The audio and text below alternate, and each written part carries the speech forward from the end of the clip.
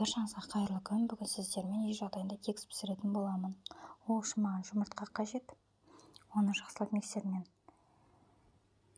араластырамын.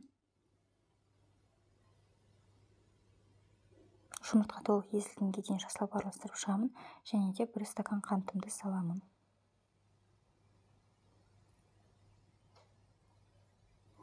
Миксермен жұмыртқамен қантымды жақсылап езіп араластырып шығамын.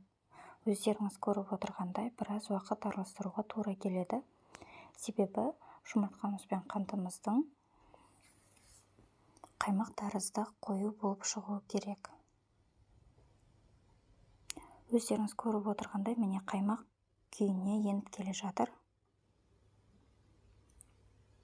Жақсылап араластырамыз. Міне көргендеріңіздей көтеріліп, қаймақ тәрізді болып қалды. Осы дайын болған сұйықтықтың үстінен 1 кесе ерітілген майымды құямын, және де 1 стакан сүтімді құямын. Миксеріміздің аз деңгейінде араластырып шығамын жақсылап.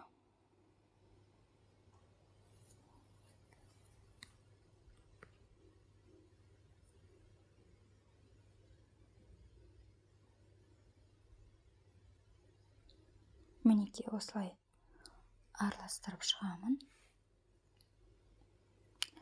Және де 1 кесе ұныма 1 шай қасық қопсытқышымды қосып, оны жақсылап арасына енгенге дейін осылай араластырып шығамын ұнымды. Дайын болған ұнды аз мөлшерде салып отырып миксермен айналдырамын. Өздеріңіз көріп отырғандай, аз мөлшерде салып отырсаңыз, ұн жақсы көтеріледі.